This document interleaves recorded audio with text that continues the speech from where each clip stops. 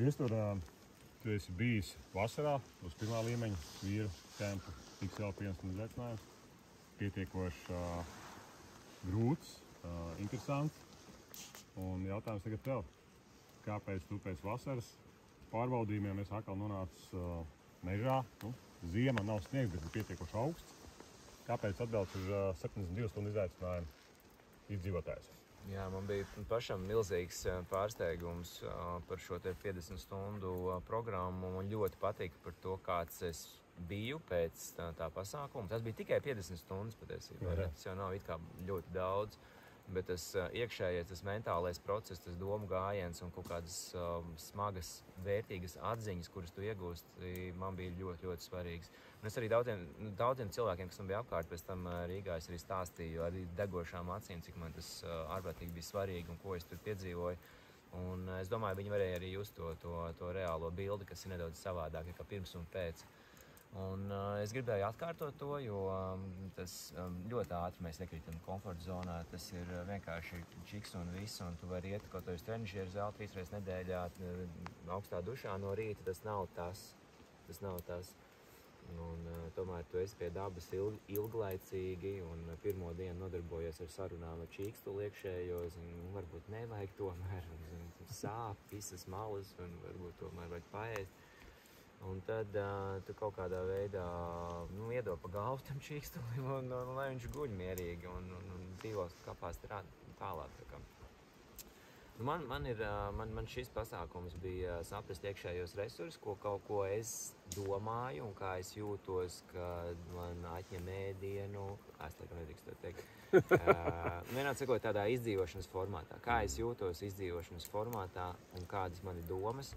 Un tas man bija ļoti svarīgi, tas man bija diezgan nopietns tāds jaunums priekš manis. Un es neteiktu, ka pats patīkamākais, godīgi sakot. Jā. Ko tu iegūti? 3 lietas tāds īsi priekš sevis braucot mājās šodien. Kas ir tas, ko tu paturi tai savā?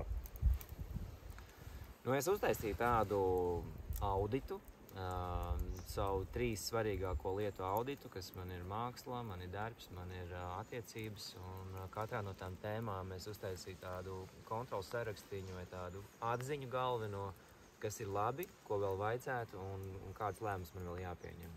Tad tas man bija ļoti svarīgi to sakārtot.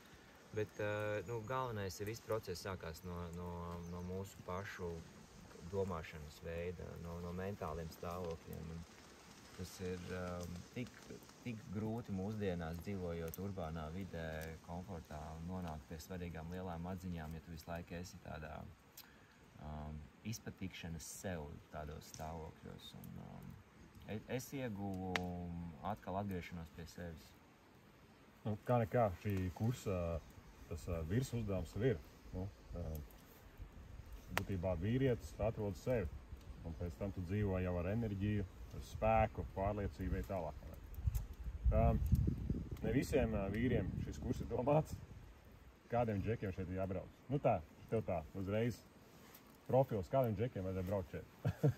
Es varu teikt no savas prizmas, man ir 40 plus gadi, es kaut kur esmu atdūries, ir kaut kādi strupceļi atsevišķās dzīves segmentos ir notikuši, un tā pašsakārtošanās ir ļoti, ļoti nepieciešama.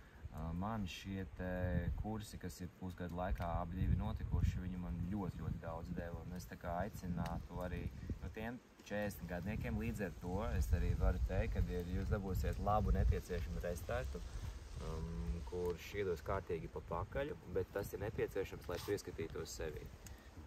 Un tad no tiem iekšējiem procesiem arī sākās vispārējais. Apkārtēji, ja to jutīs uzreiz. Forši. Labi, Viestur, tad tiekamies kādā citā kursā. Jā. Tiekamies. Vai arī es braukšu pēc tevis uz runas skolu? Obligāti. Ne? To es tev atgādināšu. Labi, sarunāšu. Forši.